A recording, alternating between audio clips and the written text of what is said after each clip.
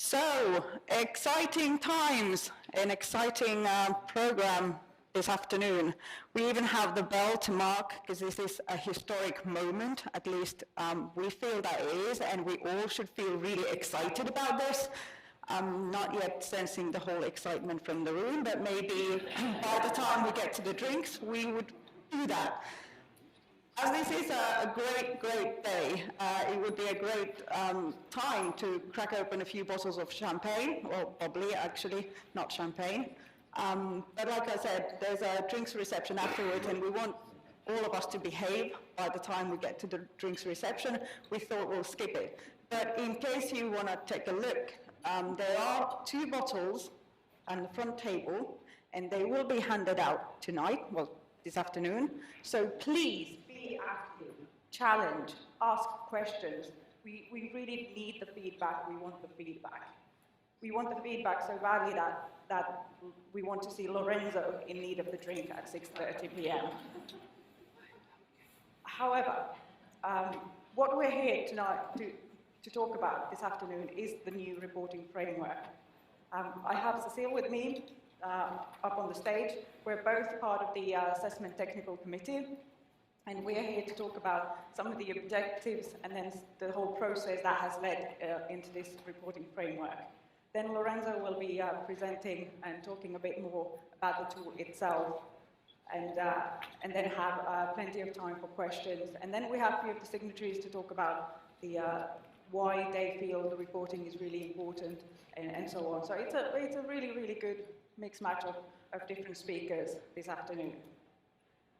Well, to start with, I'd really like to talk about the objectives of the what was set out or given to the Assessment Technical Committee when we started the work.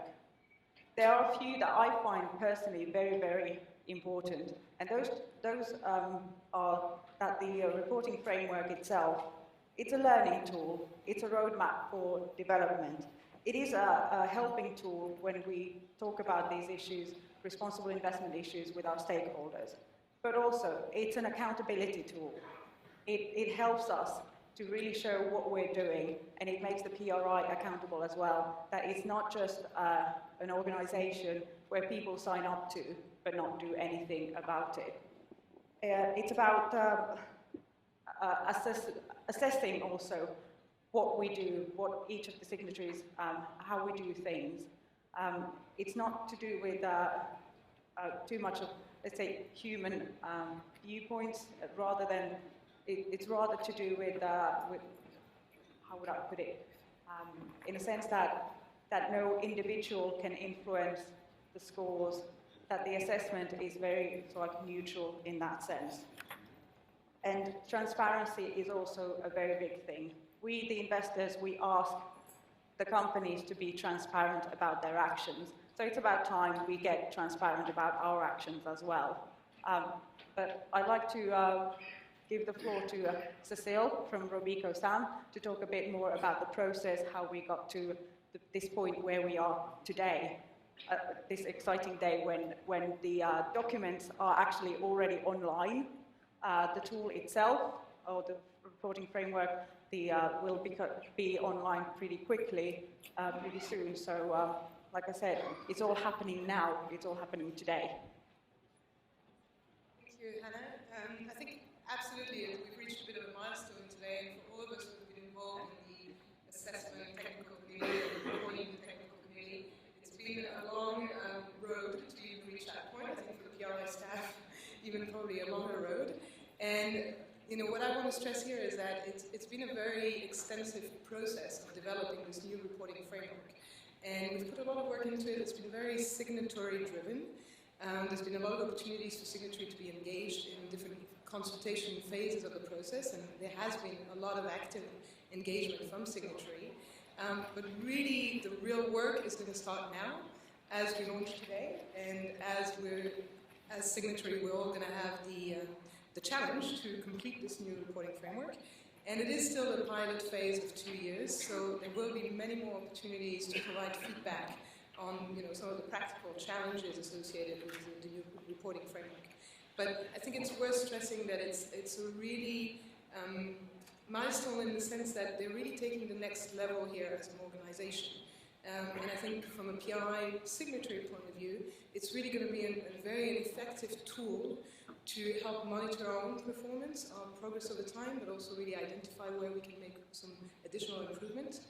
It's definitely something that we see in our work at Rebecca Sam. Also, when we run the Dow Jones Sustainability Index, we run a kind of a similar exercise with corporates, and we see that this forcing them to report more and more is also what's driving a lot of changes internally. So we're hoping that the new reporting framework will provide a lot of the catalyst to move in that direction. So just really by way of reminder what we've been busy with in the last 18 months and how we reached that point before we pass on to Lorenzo, who's going to run you through the actual output of the last 18 months or so. Essentially, we had a first draft of this new reporting framework that was created by a group of expert practitioners, so it wasn't just derived out of the PRI Secretariat. This first draft went for a consultation period where we had about 260 plus signatories that provided feedback on that initial draft. Then on the revised version, we did a pilot year where 360 signatories actually took the pilot and tried out this new reporting framework and what it would mean for their organization. Again, that provided another round of really important feedback. We had, I think, out of the 360 signatories, an overwhelming majority of people that found the new reporting framework to be very useful. I think so some 70% were highly supportive of it. And amongst the other 30%, some were neutral and some were quite critical of some of the aspects. It is a difficult exercise, it's quite challenging. So they provided a lot of feedback into the PRI Secretariat as well, into our different committees. And a lot of that critical input has been really taken seriously and considered and incorporated into what is now the version that we're launching today. But as I said, it's not the end of the story, it's really only the beginning of the journey. The pilot goes live today.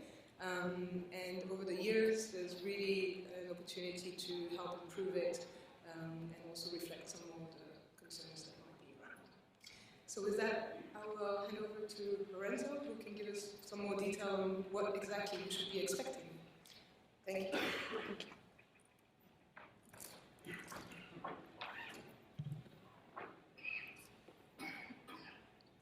Great.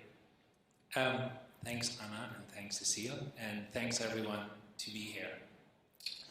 Taken us quite a long time to get here, but we're very pleased at where we are, and we're also very pleased that so many of you are here to listen to where we got and what this is really about. The first thing I really wanted to just clarify, and I am going to use a couple of slides, is to kind of try to say what I believe you're here for, which is all of you have signed Principle 6 of the Principles for Responsible Investment, which is about reporting how you're implementing the principles. And you've all agreed when you signed up that part of your requirements is to actually report once in a year on how you're implementing the principles. Now, the other things you might be here for is 2 years ago, the Council, PRI Council, has made a decision that as part of signatories requirements, and principally because of what, Anna, you were saying, this sense of accountability for the PRI, that as part of the requirements of the signatories, starting from now, basically, will be required to disclose a subset of those indicators that they report. And that is happening, basically, starting from today, in the sense that we're starting to, well, we launched basically now, and the bell, I wasn't wrong, but I might be able to ring the bell in a second.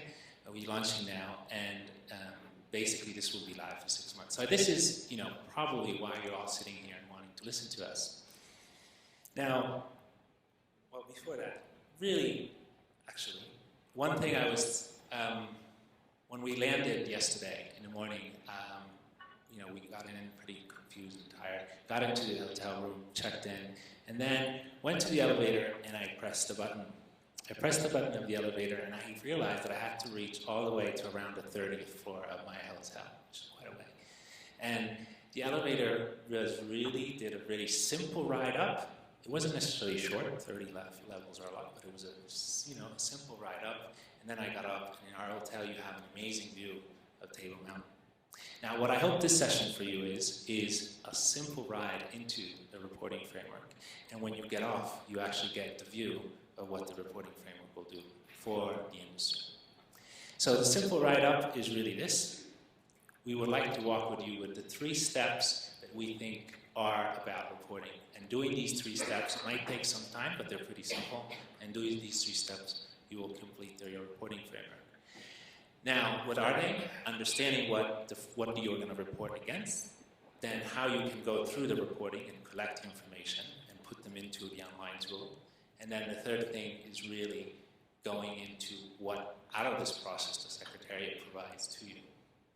And in terms of the view of Table Mountain, we really think that what this is going to do is enable to strengthen the investment chain in responsible investment.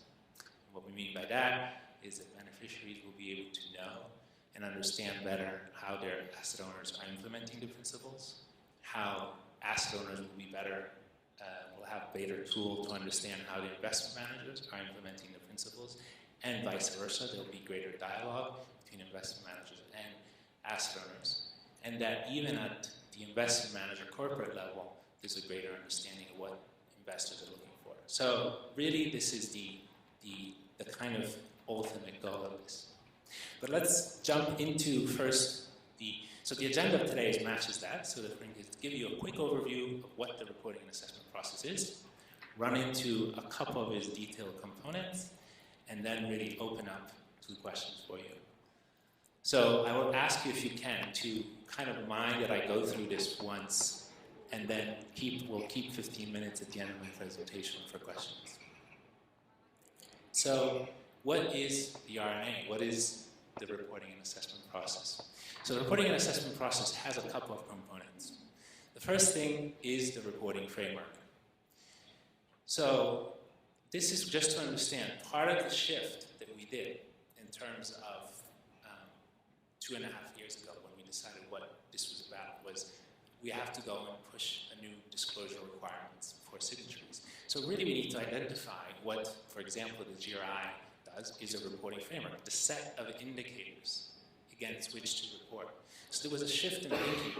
The PRI is not going to run a survey with questions any longer. The PRI is going to set a reporting framework with a set of indicators through which they can disclose their information to their stakeholders. So you'll see that in all our documentation, there's no reference to survey, there's no reference to indicators. There's no reference to questions, they're indicators of reporting framework. The framework in itself could be used by outside people that want to just pick a couple of indicators and report against them. Now, the second step is for signatories is, well, we want to support our signatories and make life easier. So there's a lot of indicators out there to capture the industry, but there's only a set of those indicators that are going to be relevant to each one of you. And the online tool enables that you go in and by saying a couple of characteristics of who you are, you will only see what's important and what's relevant to you. So that's the second piece of the reporting framework. The third piece is the outputs. So by collecting the information, the PRI is able to provide a set of outputs that link back to what Anna, you were saying, as the objectives. So the first objective is transparency, and transparency has the transparency reports. So each one of you will be receiving a transparency report, and the public will be receiving it with the information that is publicly disclosed.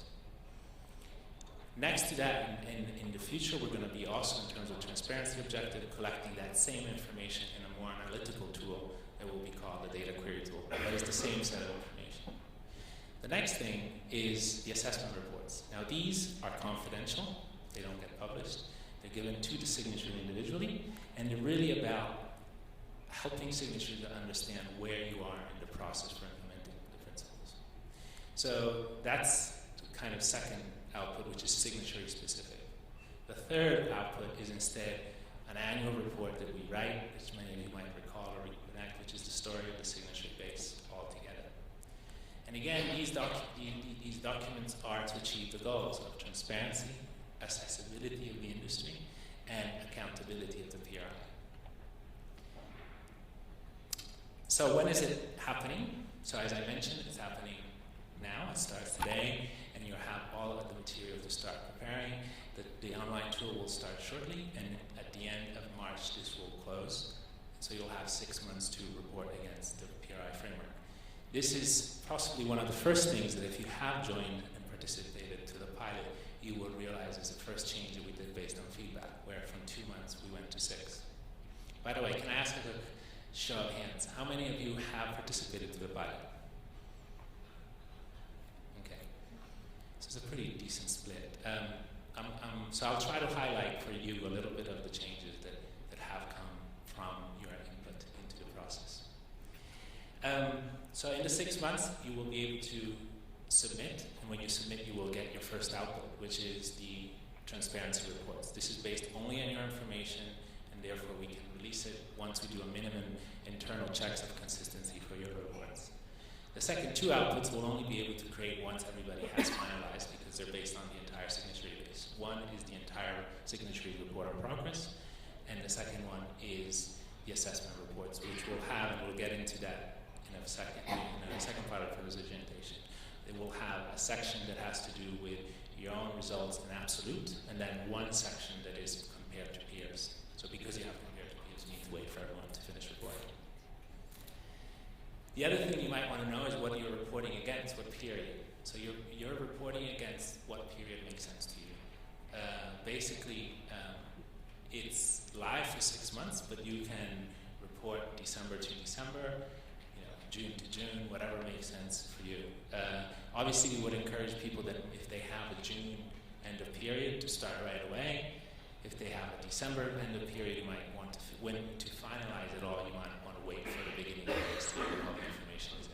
But there's still plenty of things you can start right now. Just one note, if you're a new signatory and you sign after May 24th, 2012, this is a voluntary opportunity for you. It's not a requirement. Why? Because there's always a grace period of 1 year of a cycle. So we want to make sure that every signatory is invited at least once to the system on a voluntary basis to be able to work on it and basically see how it works for them before the following year being able to actually run it live. So that's an option for whoever of you. We would encourage those that are in the voluntary period to jump in, use it as an opportunity to learn. If you do so in that year, you're not required to disclose any of the minimum disclosure requirements. Now, some of my colleagues here are from other teams, and the reporting and assessment is one of the services of the PRI. I think that's an important point because we really see this as part of the entire set of services that the PRI is offering, and we also try to think of what you're going to go through and where we can help you in that path. So what we envision is that at the beginning of a year or whenever you start thinking of what you want to do in a specific area of responsible investment, you would plan it, try to think of what your goals are, then you would say, I need to monitor that. Then I want to disclose how I'm going with that with my clients and with the public. And then I want to know how it went to decide what to do the next cycle. We would like to help you whenever you need that in each step of the process. So basically, the clearinghouse and the implementation support team, and some of my colleagues are here today, do an amazing job of providing you with some of these things. If you're a signatory and you start and you want to know, how can I write up a first RI policy? There's guidance from the implementation support team. You want to know how to improve, or put together an engagement, a collaborative engagement? We have that. We have a document of that. We have aspects that go more into detail in different asset classes. Again, check the excellent and the implementation support team. Another thing, we have a mentoring program where if you want to be able to work with your signatories on mentoring, you'll have that. So quite a lot of things available from ours. And then once you make your pick on any of these things, then you can start monitoring your process, and the reporting framework is there for that.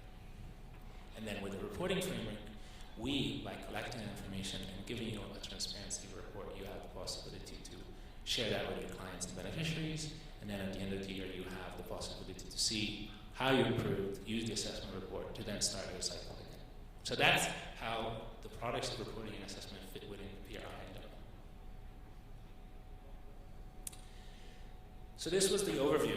what I just went through is really the overview of the reporting and assessment process. Now I'd like to jump in quickly into each of the three main parts. So the reporting framework, the online tool, and the outputs. So the reporting framework, first thing about the reporting framework is we thought pretty hard about this. And this is probably the best way to think of what we thought. You guys are a diverse bunch. You really are. And like there's the animal kingdom, and you need to figure out how to address them all. We need to say, how can we get the industry to speak one language, a standard language that can help communicate, but at the same time respect small, big, direct, indirect investors. So what we've come up with is pretty much a module-based reporting framework. This module-based reporting framework starts with two modules that are the same for all of you, or most of you. There's a couple of exceptions, but most of you will go through O, which is about who you are, and OA, which is about the main high-level policy and governance and other corporate aspects you have an overarching approach in your own organization. And then the rest is relevant, it's what's relevant to your organization. What do we mean by that? Well, first of all, what was important and increasingly important in the discussion we had with investors was that, yes, the asset owner investment were important, investment manager differentiation was important, and we still have that. But also, you might have asset owners that are direct investors, that are not using investment managers.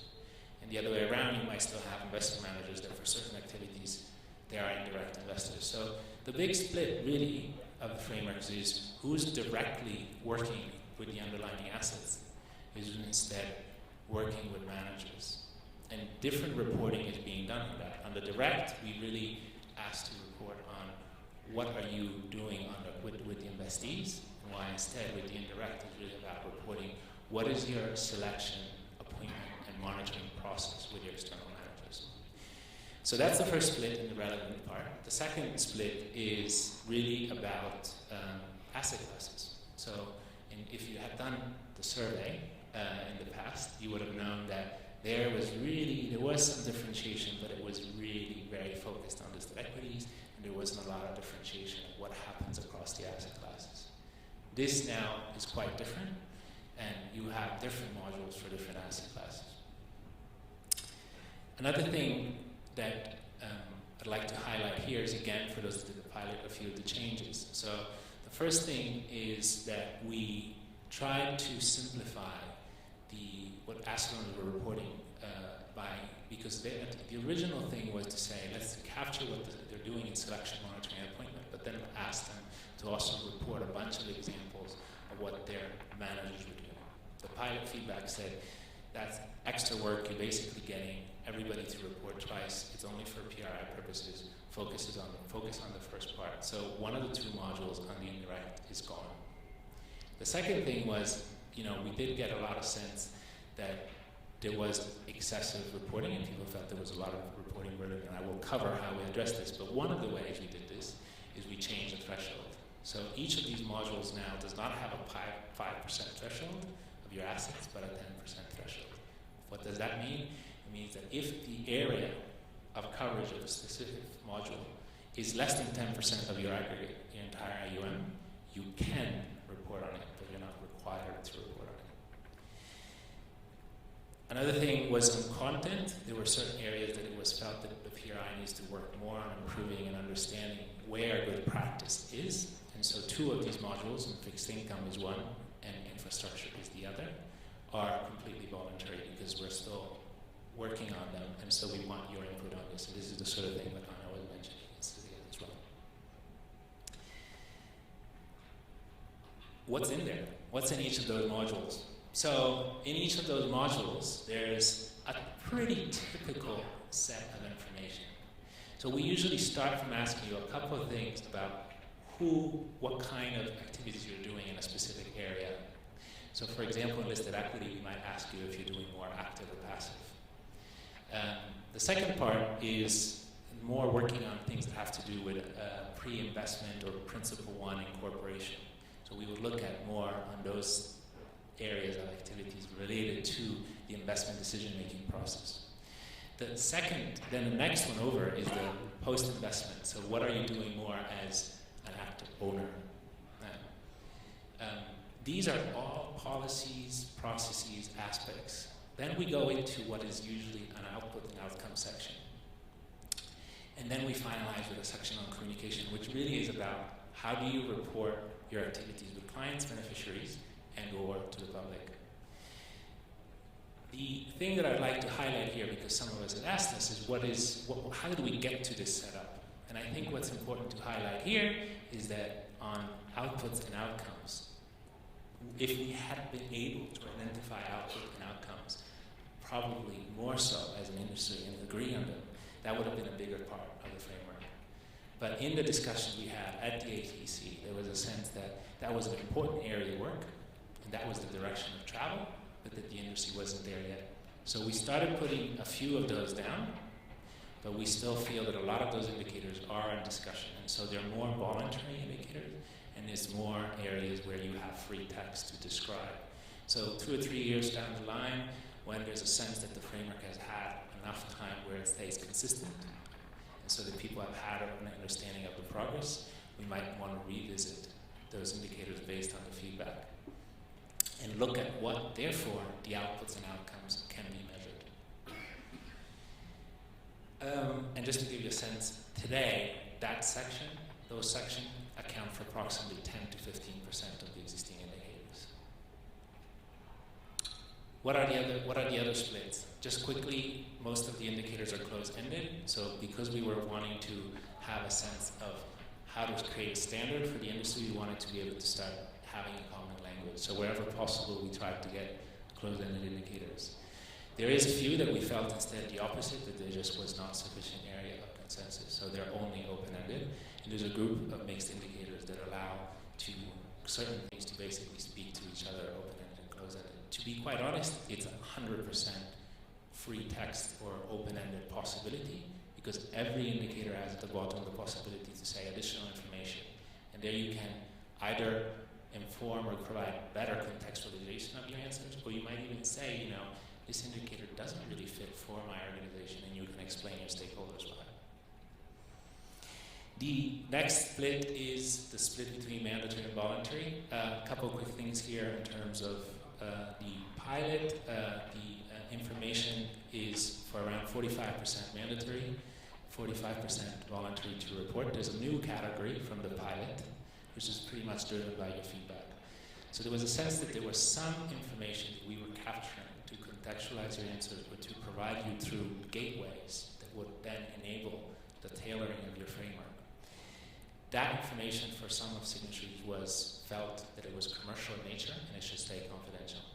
So we added a category which is mandatory to report, so we can actually take you to your sections, but you can choose not to disclose against it. This is just, and I'm not going to split in these numbers, but just to tell you, from the pilot, we've dropped indicators in every single category, both the reporting, both the overall mandatory, voluntary by quite a lot, probably more on the voluntary section, but even on the mandatory piece, we've dropped indicators across. And this is just for an example of the options you will have if you're uncomfortable with certain indicators, the more non-responsible investment indicators. So for example, you probably would, all the ones that did the pilot will remember this one, because it's usually one of the scariest, which is to provide the asset mix. So when you had to provide the asset mix, there were some people that felt, it's great, I can tell the world what my asset mix is, and they wanted to put the exact percentage. You still can. But if you're like, oh my God, I really don't want to do that, that's not it's not something I want to do, it's not information I want to provide to the market, you can choose to provide it in ranges, and we can calculate those ranges for you, or you can just basically disclose your asset composition in whatever may you currently do and upload it into the tool, and we will include it in your report. The other feedback from the pilot was that there was a sense of why are we out there asking us for this information. Every indicator now will be clearly explained why an indicator is asked, what is the purpose of that indicator. Just to give you a sense, the split overall is that 87% of the indicators are about content, while there's around 13% that still cover gateway and peering. Within the content, everything is about disclosure, but some indicators are also going to be assessed, and they're part of the assessment methodology piloting that we're doing this year. That was the reporting framework. Now, the second quick thing is the tool that will help you get through this. This will be launched shortly, as we mentioned, and everyone will get an email with their code to be able to enter and register. But just one thing that, to give you an example of what happened to me when I landed, and continuing to my landing experience in South Africa. My last name is Sa. Now, when I landed, I was like, look, they got a lounge for me. Well, it turned out it wasn't that tailored.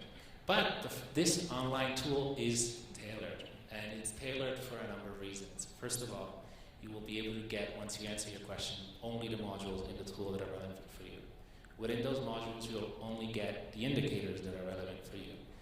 Within the options of getting in, you will be able to choose if you want to see only the mandatory indicators, or if you want to see the mandatory and voluntary.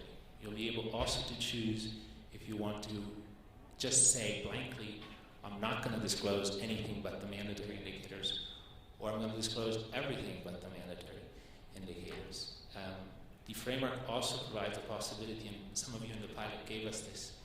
I want to see how many indicators there are in the tool, while others I don't want to see any of them. So now you'll be able to choose between seeing those indicators and seeing how many are coming, potentially, and how many. And those that instead don't want to see it will have that all hidden. Last thing, but this is coming in a bit, is we are testing, and it's not live yet, but we will be testing how this works with other languages. And the first tailored option is Japanese. So none of you, or not many of you, seem to be catering that market, but we'll hopefully be able to help you in that. So this is just to give you a screenshot of what it would look like. As I said, you will be able to see keys, which illustrate which are the gateway indicators that are important for you to finalize if you are knowing how much you have to report versus not. And the lock is information that has not been unlocked for you because either it's not relevant or because you haven't answered the gateway indicators. There's a data collection form that is available on the tool. Basically, it's the Word format of the modules where you can pass around, cut and paste things that you don't think is relevant and ask your colleagues to help you. So it's about trying to design something that hopefully will help you basically exchange information in the tool, maybe with your colleagues. You will have to then still use that information at internet online, but it's a step in the direction of something we can hopefully develop even further in the future. This is the example of an actual indicator. I won't go into too much details, but just to tell you, you will know if it's mandatory and voluntary. You will be able to pick if you want to disclose that specific indicator or not. You'll have, there's even these buttons. You'll be able to know if you can actually use the explanatory notes. You can click in there and it will tell you what more information of what that indicator is about. If it's not clear to you, hopefully there's enough information there to clarify what that indicator is asking. You'll have a mix of open-ended and closed-ended information, and on the side there's something that helps you understand where you are and how much you have finalized and how much you haven't. So this is about the tool. Now the last thing is the outputs of the reporting framework. So beyond the reporting, the report on progress, which is our annual story, and beyond the data query tool, which we're still working on, the two outputs that are signatory specific, that are for you, are the transparency reports and the assessment reports. So the transparency reports is, again, one of the places where we listen to your feedback. So a lot of the feedback that came out, interestingly and surprisingly to us last year, was that we did too much. In other words, we had taken the information received and we had tried to create graphs, tried to shorten the information to make it really crisp and kind of like a really sharp off-the-shelf report that you could give to others. We also had tried to select a set of information to include in an executive summary that would make it shorter. And the feedback was, we want to provide most of the feedback was, yeah, they're nice, but a group of signatories said we really want that information to be provided to the public as we have reported. So for now, the only output that we're doing this year is really kind of providing you with whatever you report in a standardized form, the the same similar approach for every signatory of that information, but it's not re-elaborated in any way. It's your entries into the tool. This is the reporting. These are the transparency reports. The other document is the assessment report. So again, just a couple of important lines. It's confidential in nature. We don't plan to disclose this. Especially this year, the first year of pilot, we ask you not to disclose it in the sense that it's really about us working together to make sure that we are giving you the appropriate feedback of how you're progressing or not. And a couple of other characteristics is really the thinking behind this was this is a learning tool for you and a dialogue tool. And to do that, it's not about showing, a score that represents everything, but it was really thought bottom up.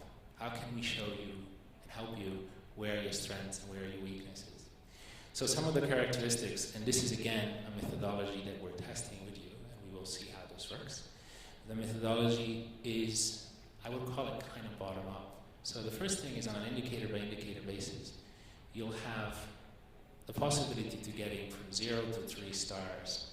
And for each of those areas of work, you'll be able to know on an absolute basis, based on the discussions we've had on the Assessment Technical Committee, where you fall in a specific area of work.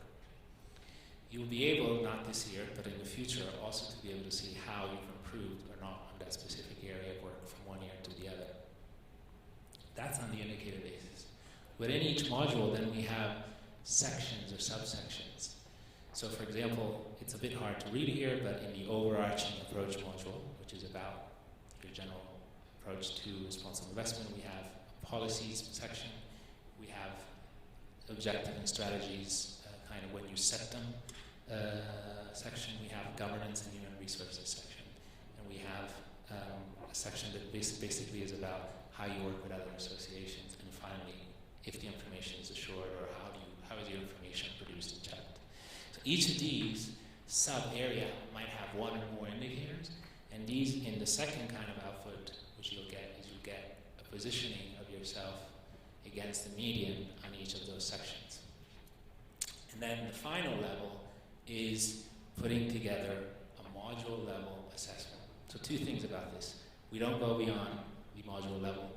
At least this is what we're planning on doing in the pilot. In other words, we're not going to say, oh, you as a signatory on an aggregate level get X. No, we're going to say, in direct listed equities, you have done a certain amount, and you've done well or not. In fixed income, you might have done differently. And in your indirect activities, you might have done differently. So the idea is to give you a tool that really works more on your areas of activities and doesn't bring it up together. Because some of the feedback in our previous scoring methodology was when you bring things together, you might reward asset mix versus activities. So focus on helping us understanding the area of works. So that's that. The other important point of the assessment methodology is that we don't plan to say you're 76% or you're 79%. It's really about positioning signatories in 4 buckets of progress. And we're beginning in signatories that might be in level D, and they might be in D for a few years, and then up all the way to level A. So and within that, one of the things that we're also trying to do is to say you have a set of core indicators that are the ones that we will score individually, all signatories based on. But then you have a section of additional, and that's the other category, additional assessed indicators. That set of additional assessed indicators is mostly matching the voluntary indicators.